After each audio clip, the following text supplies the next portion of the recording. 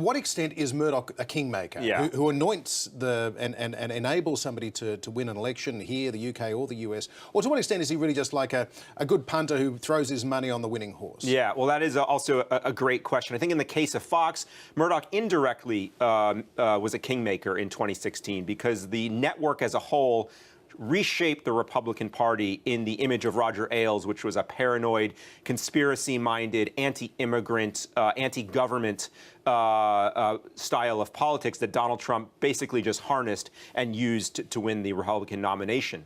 But that said, Rupert Murdoch got on board late, and since then has been, one of Donald Trump's only major backers in the media. So Fox News, certainly since Ailes was forced out amid multiple allegations of sexual impropriety and then his subsequent death, they seem to have gone to a new level now. Yeah. Who is driving the fact that we have these constant cheerleaders, Sean Hannity, Judge Janine, Jesse Waters, Fox and Friends?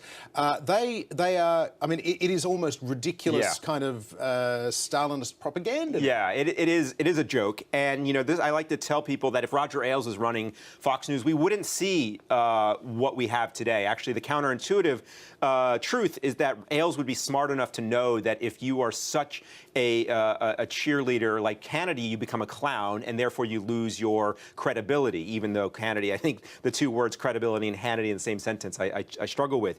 So what I think is happened is, and I've written this as well, Donald Trump is the de facto leader of Fox News. He has personal relationships with the individual anchors and commentators. He will call them, suggest ideas for segments. And going back to what we had just talked about with the ratings, someone like Hannity or Judge Janine knows that if you cheerlead for Donald Trump, the audience wants to see that. So now it's just this cycle that reinforces itself where Donald Trump will suggest things, they will broadcast it, the audience will watch it, and there we go again. You talked earlier about the older white grievance that Fox News plays on, and that if Trump therefore is facing significant problems, maybe impeachment in a Democrat House, maybe adverse findings from Bob Mueller, that they will play along with that as Trump as victim, the swamp fighting back and so on. But is there a tipping point where, given that Murdoch thinks that Trump reportedly is a moron and an idiot, and that the Republican Party itself was unwillingly taken over by Trump in 2016, they fought it tooth and nail to the convention to try and stop this thing happening.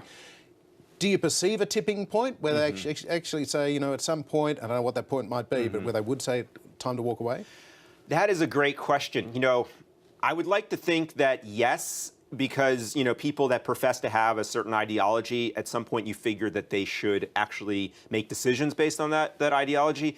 And yet there has been so many times, whether it's the Access Hollywood tape during the campaign where Trump boasted of groping women or, just his daily Twitter rants, you would think that there would have been enough to get people off the sidelines, and it hasn't. So if Donald Trump's behavior thus far hasn't gotten Rupert Murdoch or the Wall Street Journal editorial page or the sort of more civilized portions of the Republican Party to break with him, I just don't see what it is. I mean, I guess thinking larger picture, I think the one thing that might be the tipping point is if the Republicans get blown out in the midterm elections this coming November, if they lose the House and they lose the Senate, they lose their political power in Congress, then you may say, well, what are we getting from Donald Trump? Yes, we got our tax cut.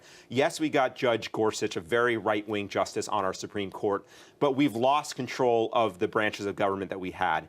And therefore, I could see the party saying Trump has become a political liability. But again, I'm skeptical because I would have thought they would have broken earlier. Right. So ultimately, it'll come from the voters walking away, the viewers walking away, and then the big money interests will walk away. Yeah, I mean, they're just following their voters, and the voters up to this point have just been, saying Donald Trump's for us.